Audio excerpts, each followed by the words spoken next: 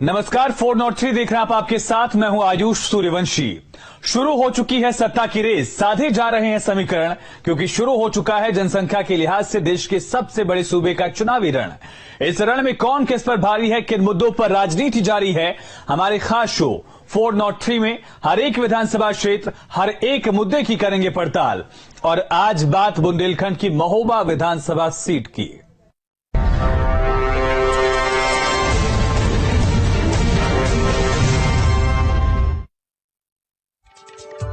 आल्हा उदल राजा परमाल की नगरी महोबा, बुंदेलों की भूमि महोबा का इतिहास वीर गाथाओं से भरा पड़ा है और यहाँ के चौक चौराहे पर लगी प्रतिमाएं इन वीर गाथाओं की यादें खुद में संजोए हुए हैं।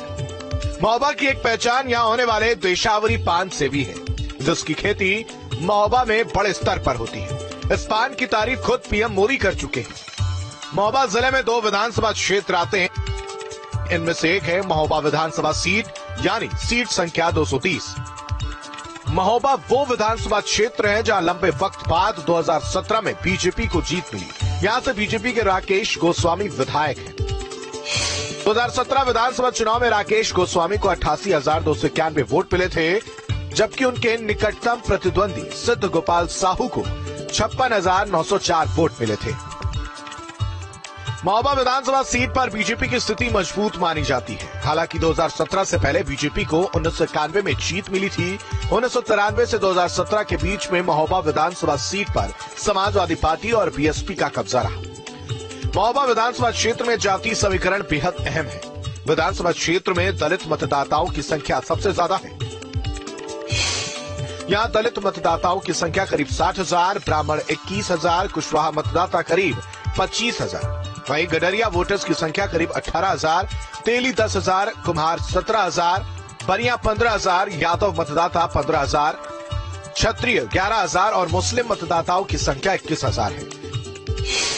बुंदेलखंड अंचल की महोबा विधानसभा क्षेत्र में कुल मतदाताओं की संख्या 3,09,532 है, जिसमें पुरुष मतदाता 1,68,846 और महिला मतदाताओं की संख्या 1,40,679 है। बुंदेलखंड अंचल के दूसरे जिलों की तरह महोबा में भी पानी बड़ी समस्या है। महिलाओं को दूर दराज से सिर पर पानी लेकर आते देखा जा सकता है, तो वहीं शहरी क्षेत्र में पानी सप्लाई करने वाले टैंकरों के आसपास उमड़ती भीड़ पानी की विकराल होती समस्या की कहानी कहती है। पेयजल की समस्या भी है और भी बहुत सारी समस्याएं हैं। कुछ उनमें उनको दूर करने का प्रयास भी किया गया है। जैसे वहाँ आज भी टैंकर जाता है, कोई पानी की व्यवस्था नहीं बना पाए। पानी बड़ी समस्या, पानी सबसे बड़ी समस्या पानी। कुछ इलाकों में तो पानी आता ही नहीं, जंग होती है पानी के चक्कर में जैसे ही टैंकर आ जाते हैं। हालांकि हाल ही में महोबा में पानी की किल्लत को दूर करने के लिए अर्जुन सहायक बांध परियोजना की शुरुआत की गई। माना जा रहा है कि इससे पानी की किल्लत दूर हो सकेगी। क्षेत्र में बीते वक्त में सड़कों की स्थिति में काफी सुधार हुआ है। हम अच्छे कार्य हुए इस शासन में, जैसे यहाँ पे पौधे ग्रीनली अच्छी आई है और यहाँ थोड़ा सा आर्थिक रूप से भी गवर्नमेंट ने सहयोग किया है और सड़कें अच्छी हो गई हैं। महोबा विधानसभा क्षेत्र में औद्योगिक विकास की गति धीमी होने और रोजगार के अवसर कम होने से पलायन बड़ा मुद्दा बन गया। खनन पर रोक लगने से क्रशर बंद पड़े हैं, साथ ही क्षेत्र में उपलब्ध रोजगार की संख्या भी घटी है। केसर उद्योग सरकारी जो खनन नीतियां हैं, खनन नीतियों के कारण काफी वो गर्त में जा रहा है, मतलब खत्म हो रहा है, जिसका फायदा हमारे पड़ोसी राज्य मध्य प्रदेश को हो रहा है। तो सरकार को यहाँ के केसर उद्योग को मैन बचा करके उसको आगे बढ़ाना चाहिए। और हमारे जिले में जैसे गौरा पत्थर है, उसको 1 डिस्ट्रिक्ट 1 प्रोडक्ट में शामिल किया गया, लेकिन उसको वो नहीं मिला जो मिलना चाहिए था। रोजगार के अवसर बढ़ाने और महोबा को पर्यटन के मानचित्र पर लाने के लिए क्षेत्र में काफी काम किया गया है। महोबा की खीरत सागर, मदन सागर और कल्याण सागर का सौंदर्यीकरण कराया गया है। महोबा में स्थित बड़ी चंद्रिका देवी मंदिर और छोटी चंद्रिका देवी मंदिर के सौंदर्यीकरण के साथ ही दोनों सिद्धपीठों को जोड़ने के लिए रास्ते का निर्माण कराया जा रहा है। इसके अलावा स्वास्थ्य के क्षेत्र में भी कार्य हुआ है। बदहाल स्वास्थ्य सेवाएं महोबा का एक बड़ा मुद्दा है। यही वजह है कि 200 बेड के ट्रामा सेंटर की मांग लगातार की जा रही है। रिफर सेंटर बन चुके महोबा को लेकर यहाँ के लोगों में नाराजगी भी है, तो वहीं दूसरी तरफ पलायन, रोजगार, पेयजल किल्लत जैसी तमाम मांगों को लेकर स्थानीय मुद्दे लोगों के बीच हैं। इसके अलावा कबरई की क्रेशर मंडी भी एक बड़ा मुद्दा बनकर सामने आया है। अब ये आने वाले समय में तय हो पाएगा कि आखिरकार इन मुद्दों के जरिए यहाँ के जनप्रतिनिधियों को कैसे चुना जाता है और यह मुद्दे कितना प्रभावी होते हैं। कैमरा इमामी के साथ इरफान पठान, न्यूज़ स्टेट उत्तर प्रदेश, महोबा। महोबा विधानसभा सीट से बीजेपी के राकेश गोस्वामी विधायक हैं, जिनका कहना है कि बीते वक्त में उन्होंने तमाम कार्य कराए हैं।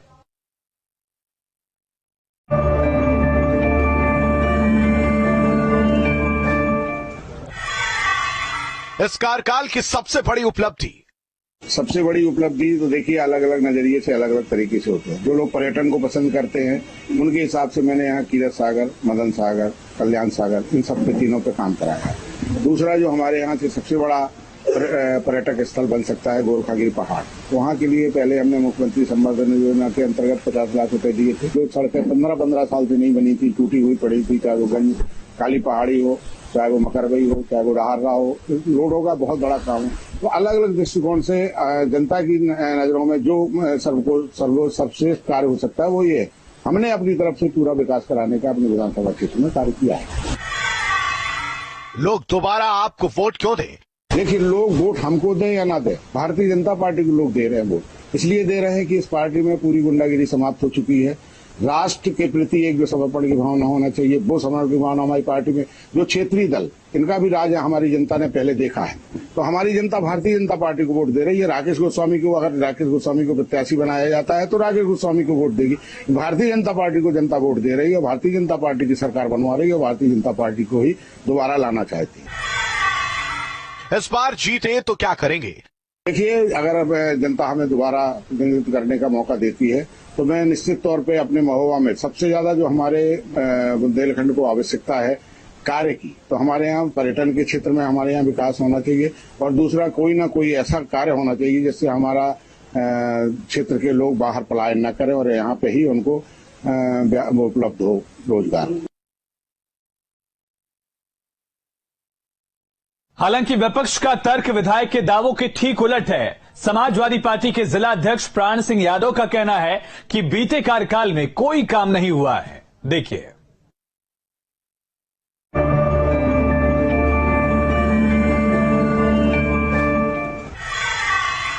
इस कार्यकाल में विकास कार्यों को कैसे देखते हैं? क्या काम हुआ है आप खुद देख रहे हैं। अगर एक भी काम कुछ नहीं है, केवल बातें हैं और जुमलेबाजी करना। और इन लोगों ने जनता को 3 बार धोखे में रखा है। 2014 में जनता को इनने धोखा दिया। इन्होंने कहा था कि सरकार आएगी तो हम 15-15 लाख रुपया किसानों के खाते में देंगे। 17 में भी धोखे में रखा और 19 में भी इन्होंने धोखा दिया है। तो ये धोखे वाली सरकार है, किसान और नौजवान विरोधी सरकार है। ये कह रहे हैं हम किसानों की आय दुगनी करेंगे। किसान कितना परेशान है। महोबा जनपद में जब से भारतीय जनता पार्टी की सरकार आई 150 किसानों ने आत्महत्या की है। जनता आपकी पार्टी को वोट क्यों दे? ये समाजवादी पार्टी किसान नौजवानों की पार्टी है।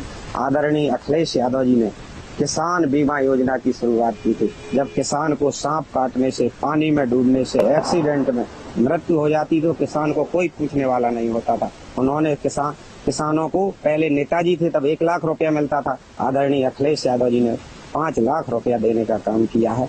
जो हमारे नौजवान हैं उन्हें बेरोजगारी भत्ता दिया, 18 लाख लैपटॉप बांटे और बेटियों को कन्या विद्याधन देने का काम किया है। और नौकरियां भी सबसे ज्यादा, इन्होंने तो झूठी बात की कि 2 करोड़ नौकरियां देंगे। नौकरियां और लोगों की छीन ली हैं और जो कुछ है वो सब कुछ निजी हाथों में दे रहे हैं। और जब निजी हाथों में दे देंगे तो नौकरियां कहाँ से मिलेंगी?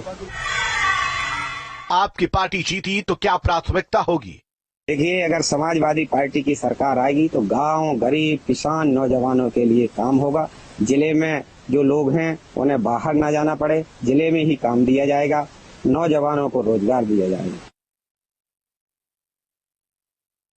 लेकिन सबसे बड़ा सवाल जनता का है कि विधायक के दावे और विपक्ष के तर्कों को जनता किस नजर से देखती है, क्योंकि ये पब्लिक है, सब जानती है।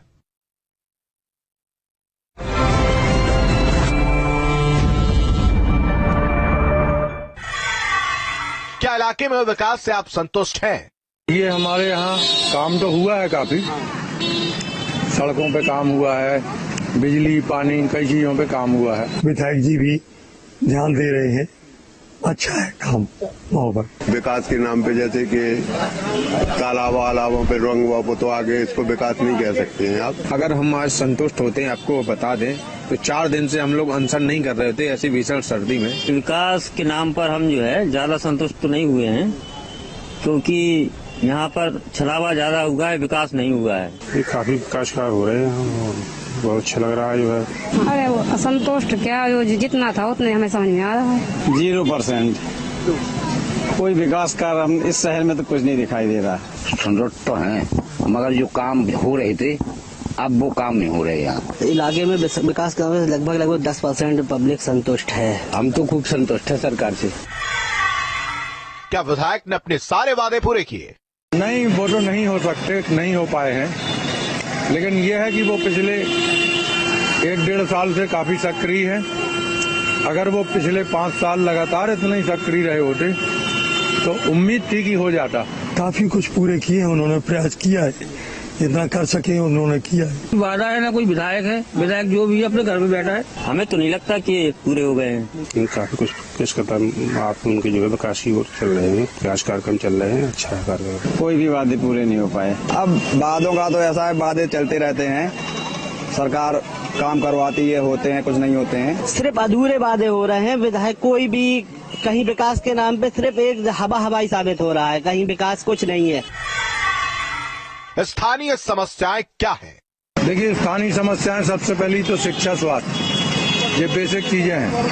शिक्षा की जो दिक्कतें हैं वो चीजें दूर होनी चाहिए। यहाँ पे बहुत रूरल बैकवर्ड था पहले, यहाँ पे कोई आर्थिक साधन नहीं है कमाई के। तमाम समस्याएं हैं, बेरोजगारी, उत्पीड़न और सिंचाई व्यवस्था, कुछ नहीं है। क्या है यहाँ? कुछ नहीं है। मुद्दा, पहला मुद्दा तो स्वास्थ्य सेवाएं हैं, दूसरा मुद्दा है रोजगार, तीसरा मुद्दा है यहाँ की शिक्षा। समस्याएं तो बहुत हैं। अब कई समस्याएं हैं, जैसे शिक्षा की समस्या है और पेयजल की समस्या भी है।